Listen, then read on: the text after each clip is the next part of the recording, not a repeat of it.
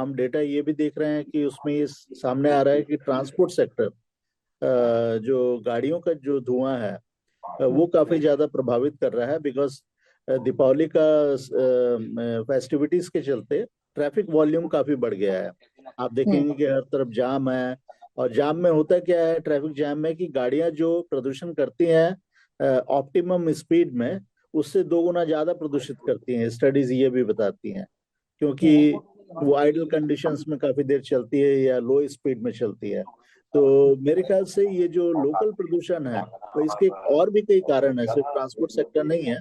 Industry है, biomass burning है, garbage burning है, फिर कंस्ट्रक्शन एंड डेमोलिशन वेस्ट है, उसके लोकल इफेक्ट्स होते हैं।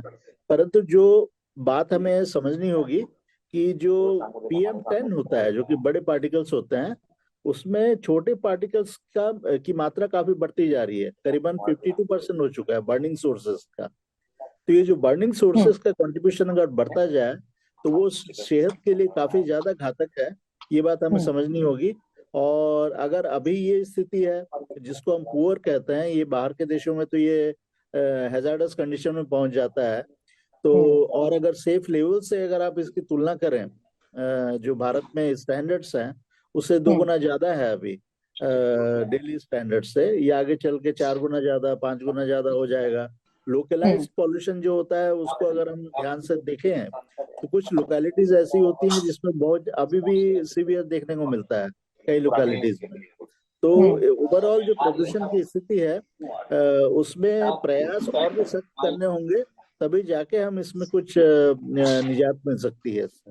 सर, तो आप कह रहे हैं कि जो दिल्ली में इस वक्त प्रदूषण का स्तर दिखाई दे रहा है, वो पराली की वजह से कम और बायोमास बर्निंग और कंस्ट्रक्शन और जो वेहिकुलर ट्रैफिक की डस्ट है, उससे ज्यादा प्रभावित है दिल्ली एनसीआर में पोल्यूशन इस वक्त? ज्यादा जो लोकल प्रदूषण का जो स्रोत है दिल्ली में, अगर आप देखेंगे, ट्रांसपोर्ट सेक्टर का कंट्रीब्यूशन 50% से ज्यादा है अभी, लोकल कंट्रीब्यूशन जो होता है। उसके बाद आप इंडस्ट्रीज हैं, बाकी सोर्सेस हैं।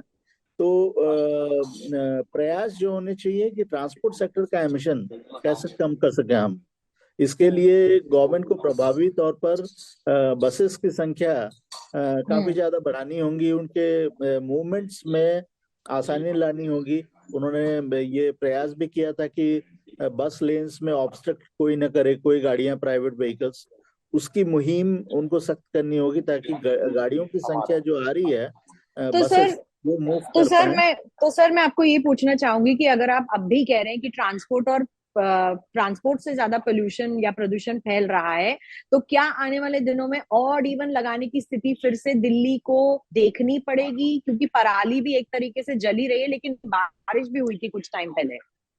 देखिए, लोकल एमिशंस को कम करने के जरिए हैं पब्लिक ट्रांसपोर्ट की ट्रिप्स बढ़ाना, स्टैगर्ड टाइमिंग देना, ऑफिस के टाइमिंग्स।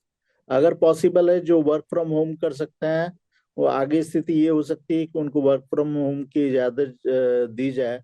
तीसरा तरीका है कार पूलिंग। तो मेरे ख्याल से अभी से गवर्नमेंट को एडवाइजरी जारी कर देना चाहिए कि जहां तक संभव है इंस्टीट्यूशनल लेवल में, वो कार पूलिंग अभी से स्टार्ट हो जाए।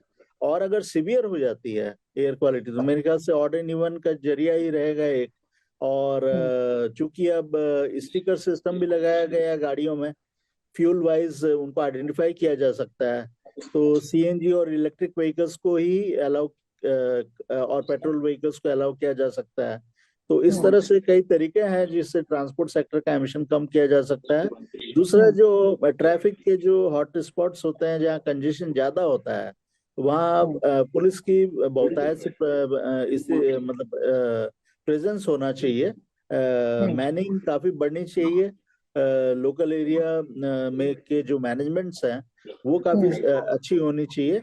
और इनको एनालिटिक्स, चूंकि आप गूगल का उपयोग करते हैं, आप दूसरे मेथड्स का उपयोग करते हैं, ITMS है, इंटेलिजेंट ट्रैफिक मैनेजमेंट सिस्टम है, मेरे ख्याल से काफी जरियों से इसको, कंजेशन को भी कम किया जा सकता है।